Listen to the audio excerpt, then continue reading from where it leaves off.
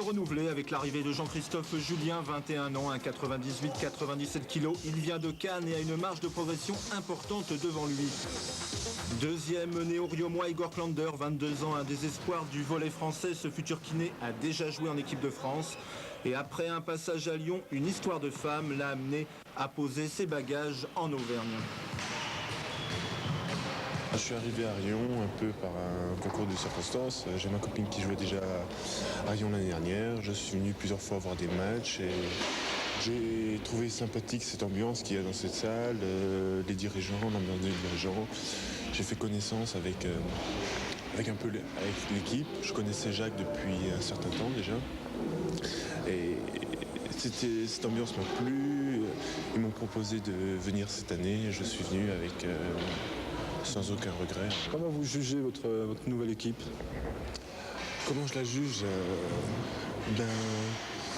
Comme toute équipe qui monte en B, j'ai eu le même problème, enfin c'est pas un problème, à Lyon l'année dernière, c'est une équipe qui fait encore des erreurs, mais je pense que vu l'ambiance qu'il y a dans les vestiaires, en dehors du volley, on va être très soudés et on va ennuyer beaucoup d'équipes. Vous pensez qu'à la limite, vous pourriez monter dès cette année ou c'est encore un petit peu tôt?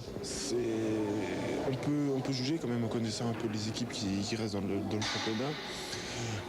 Peut-être pas monter, je dis pas monter, mais on peut jouer vraiment les premières places du championnat 1B. Le troisième arrivant, l'international canadien Sylvain Duplessis, 30 ans, la filière québécoise de Rion a encore frappé et le nouveau passeur de Rion effectue à cette occasion un retour en France. J'ai joué en France il y a 2 ans et j'ai bien aimé le calibre et le volleyball français.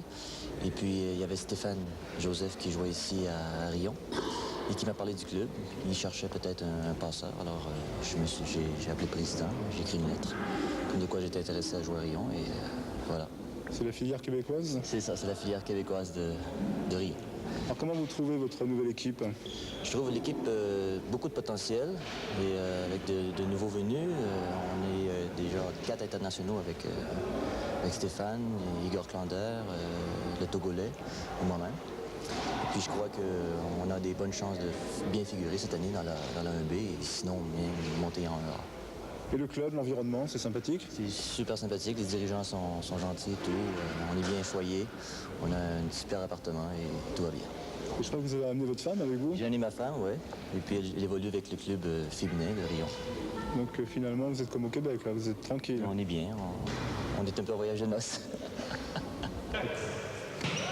Reste le cas du Togolais Martin Panou, un des piliers de l'équipe de Rion. L'Africain doit être naturalisé français dans les jours à venir, car en National 1B, chaque équipe ne peut aligner que 2 étrangers.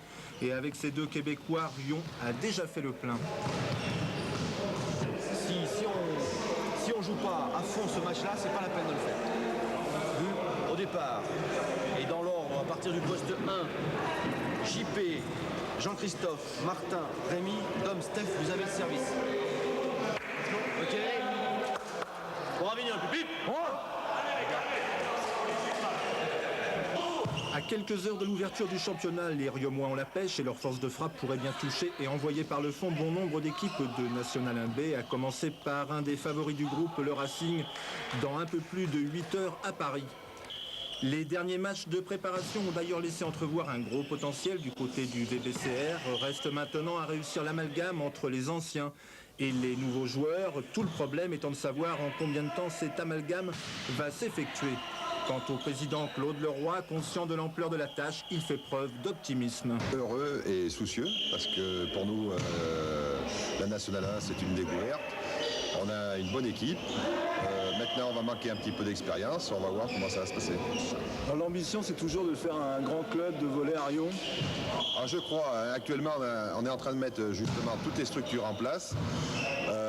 Nous avons monté un centre sportif régional de haut niveau pour assurer la relève et avoir des jeunes compétitifs. Nous avons augmenté nos classes sport-études promotionnelles et nous avons une bonne école de jeunes au volley. Donc je pense que toutes les structures sont en place pour avoir un grand club d'ici 3-4 ans. On a l'impression que le volley français devient de plus en plus professionnel. Oui, je pense que c'est inévitable étant donné que pour être compétitif, il faut s'entraîner de plus en plus. Donc Donc il faut que les joueurs soient libres pratiquement tous les jours et toute la journée. Ne pensez pas que le club mériterait d'avoir une salle quand même d'une autre dimension?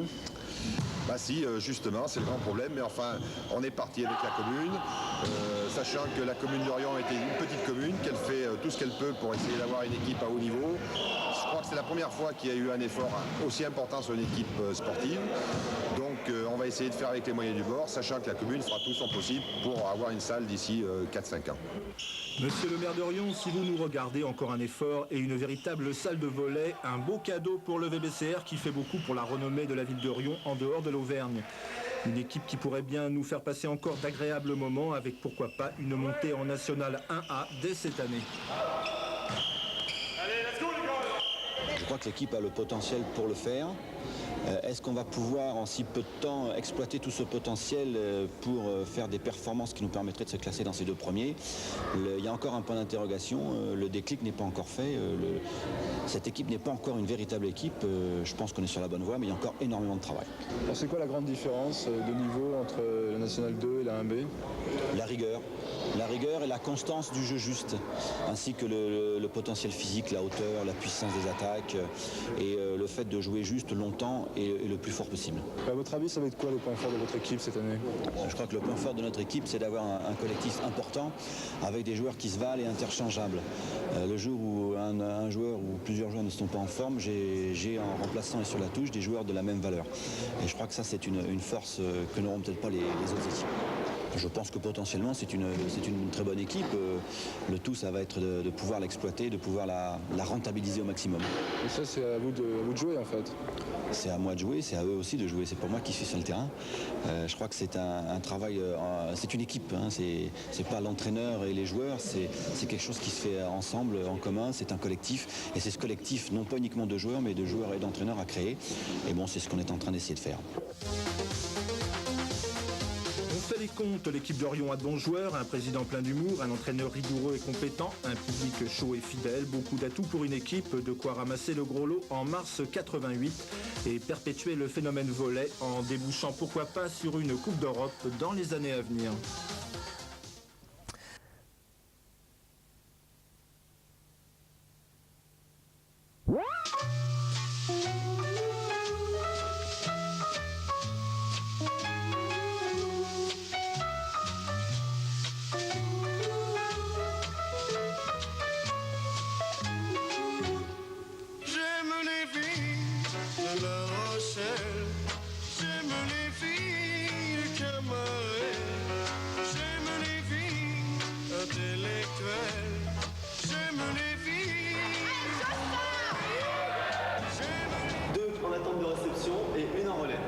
Deuxième balle ici, toujours sur la même serveuse, d'accord?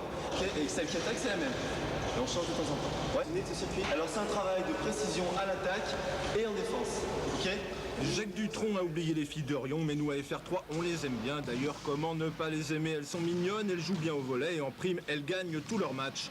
Finalement, Béraud, le nouvel entraîneur du VBCR féminin, n'est pas un homme malheureux pour un coach qui déclarait il y a quelque temps dans un journal régional ne pas connaître grand-chose au volley de haut niveau. Jacques Béraud, qui ne se prend pas pour Dieu le Père, ce qui nous change de beaucoup d'entraîneurs. En clair, un mec ouvert, âgé seulement de 24 ans. C'est jeune, mais c'est intéressant, puis je crois qu'il n'y a pas d'âge pour faire ça. Hein. C'est une question d'expérience plus que de jeunesse. C'est vrai qu'au niveau de l'expérience, oui, je suis jeune. Alors comment les filles d'Orion ont reçu le fait que vous soyez entraîneur? Je crois qu'elles n'ont pas tellement de choix. Alors ce qui fait qu'elles m'ont accepté parce que bon, elles savaient que j'avais déjà entraîné une équipe de filles. Donc j'avais une petite expérience des filles. Et vu qu'elles n'avaient pas tellement de choix, elles m'ont accepté. Notre entraîneur, c'est sûr que c'est la première année, il est timide un peu. Il est super gentil, c'est un motivateur hors pair. C'est sûr qu'il débute, il n'y a pas beaucoup d'expérience, mais il a confiance en nous, c'est l'important. Alors sur le fond, il y a quel type de problème on éprouve quand on entraîne une équipe de filles? Moi, mon premier problème, c'était un problème d'adaptation au niveau technique, au niveau des rythmes d'entraînement, etc. Parce que j'avais quand même aucun vécu de ce niveau. C'était mon gros problème à moi. Alors comment vous avez fait concrètement pour arriver à essayer de pallier à ce manque? Disons que déjà, dès que j'ai su que j'allais entraîner ces filles, j'ai commencé à travailler tout seul pour préparer mes entraînements, pour faire des préparations. Et j'ai travaillé la technique spécifique filles, j'ai travaillé les entraînements, etc. pour essayer de m'habituer le plus vite possible. Alors, il y a votre jeunesse, puis il y a aussi le fait que, à la limite, on peut lire des fois dans les journaux que vous êtes incompétent. Vous déclarez « je suis incompétent », ce qui est quand même étonnant de la part d'un entraîneur. Disons qu'on pourrait remplacer incompétence par mal adapté encore. Il me faut un temps d'adaptation, c'est obligatoire. Hein. Quand on n'est pas habitué à faire quelque chose, il faut obligatoirement 1-2 mois d'adaptation. Et c'est ce qui m'arrive. Donc je ne sais pas si on peut parler d'incompétence, mais pour l'instant c'est sûr que je ne fais pas travailler les filles comme je pourrais le faire travailler. Et le fait qu'un entraîneur soit très jeune, ça pose un problème? Eh bien, de toute façon ici on n'avait guère le choix et bon, on en a discuté et on est suffisamment intelligente, je pense, pour avoir compris que de toute façon c'était Jacques et personne d'autre et que bon, il fallait qu'on l'aide et qu'on aille dans le même sens que lui et c'est ce qui se passe pour le moment et j'espère que ça va durer. Est-ce que vous l'écoutez? Vous le respectez? Ah oui, bien sûr, oui. Oui, on l'écoute, oui. Est-ce que c'est pas dur finalement d'avouer ses faiblesses devant une équipe de filles? Oh non, je crois pas, non. Non, au contraire, comme ça, elles savent exactement ce que je vaux, elles peuvent m'accepter tel que je suis et c'est beaucoup plus franc comme ça, non? Je pense pas. Vous arrivez à le tenir au niveau de la mentalité alors que vous avez 24 ans, il y a des filles de 27, 28 ans, 29 ans? Encore que la moyenne d'âge est quand même assez jeune, mais sinon, non, je crois qu'elles sont toutes suffisamment intelligentes, suffisamment raisonnables et non, je pense pas qu'il y ait de problème. On connaît bien la force de frappe de Clandère, mais changement de décor quand Igor est au service. Le nouveau Clandère est arrivé, œil de velours et main de fer.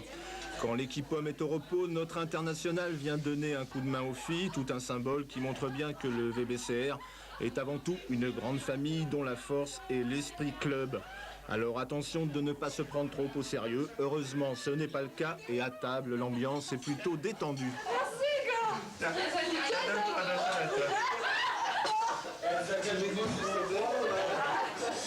et Igor, je pense qu'il est jaloux, on va faire un effort. Non, avec bien. Ça va faire plus, toi.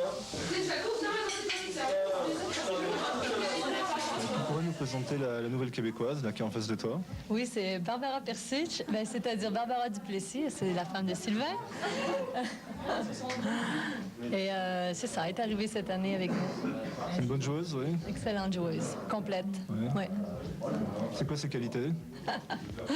Ses qualités agressives, très bonne à l'attaque, très bonne en défense. En récep, en fait, c'est une joueuse complète. Et pour toi, le fait qu'il y ait une autre québécoise, c'est bien pour... Ah oui, je me sens presque chez moi, là. C'est beaucoup mieux, ouais. C'est pratiquement la filière québécoise, il y a 4 Québécois maintenant dans le club. Oui, et c'est ça. Heureusement pour le club, on a le droit juste à 2. Non, mais c'est bon de jouer avec une autre Québécoise, on se sent presque à la maison.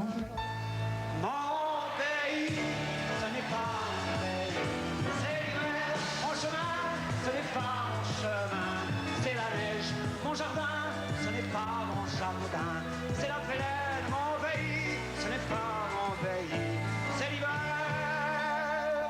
De ce grand pays solitaire, je crie avant que de me taire, à tous les hommes de la terre, ma maison c'est votre maison. Les bons résultats, on les doit à toute l'équipe, mais l'apport des 2 Québécoises est évident. Claudette et Barbara forment un duo sur le terrain et en dehors du terrain. Nos 2 Canadiennes apportent leur tempérament de gagneuse. Et Barbara, quant à elle, est comme un véritable poisson dans l'eau. Les filles sont super sympas. Je crois qu'ils m'ont bien intégré dans l'équipe. Il n'y a pas de problème à ce niveau. Le fait d'avoir retrouvé une autre Québécoise, c'est un bon point pour vous? Ben, c'est sûr, parce que des fois, tu sais, quand il y a des durs moments dans le volleyball, puis quand tu as une Québécoise qui te comprend un peu le jeu du Canada, alors on peut s'expliquer, puis là, on se valorise et puis on se donne du courage. Et comment vous jugez le niveau du volley féminin en France? Ouais, franchement, j'ai été pas mal surprise parce que je le croyais pas aussi bon que ça. Et puis, plus ça va, plus je suis très contente du calibre de jeu. En espérant que ça continue. Et votre équipe, comment vous la jugez? Très forte. Très forte, mais ça c'est une question d'équipe. Si on a un bon esprit d'équipe, si les filles font chacun leur boulot, si ça s'engueule pas, c'est sûr qu'il n'y a pas une équipe qui pourra nous battre. À l'heure actuelle, le collectif Oriomois marche du tonnerre. Les 10 filles jouent le jeu à fond. Une dynamique de groupe qui apporte plus de fleurs que d'épines. Je vous ai dit qu'il faut qu'on soit absolument soudés, donc j'aimerais que quoi qu'il arrive, les événements extérieurs ne nous affectent pas. D'accord? S'il y a un problème d'arbitrage, s'il y a un problème de n'importe quoi, je veux absolument que ça se passe pas un peu comme ça s'est passé à Toulon, qu'on s'énerve simplement parce que l'arbitre a fait une erreur, parce qu'il y en a un qui fait une réflexion. Il faut absolument arriver à rester calme, d'accord? Après le dernier briefing de Jacques Béraud, tout le monde est déjà dans la partie, même l'arbitre. Quant à Claude Leroy, il est tellement étonné de la réussite d'Airiomoise qu'il n'entend plus rien. Et vu la foule, j'ai rien entendu là. Président, est-ce que l'équipe féminine d'Orion a autant d'atouts et de poids dans le club que l'équipe masculine? Oui, depuis 2 ans, nous avons mis les 2 équipes à égalité. Et nous avons vu d'abord, en mettant les filles à égalité avec les garçons, qu'elles ont eu une progression beaucoup plus rapide, puisqu'elles sont montées National 3 en National 2 et National 2 en National 1. Donc je pense qu'il y a une concurrence au sein du club qui est positive. Est-ce que vous-même vous êtes séduit par le volley féminin? Très séduit, disons qu'au départ j'étais un peu à la base de cette équipe féminine et depuis on a eu des satisfactions et je pense que pour le public riomois qui n'est pas encore un public volley, suivre l'équipe féminine c'est beaucoup plus riche pour lui parce que ça lui apprend à connaître le volley, ça va moins vite que les garçons. L'équipe homme de Rion a peut-être des ratés à l'heure actuelle, mais pas quand il faut aider les féminines. Il est vrai qu'ils encouragent fréquemment leurs propres femmes ou leurs petites amies. Sylvain, le mari de Barbara, est quant à lui un véritable fanatique.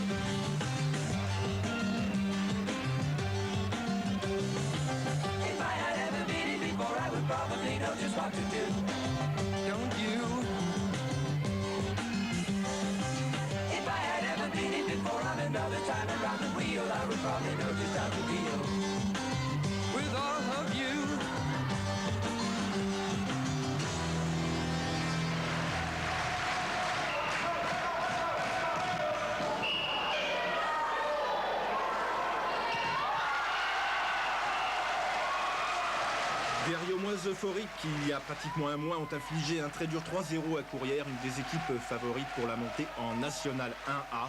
Un grand jour pour l'entraîneur Jacques Béraud. Dernière information, automobiliste riomois et joueuse de volley de Cannes, Barbara ne respecte rien, alors n'essayez pas de la contrarier, vous perdez votre temps.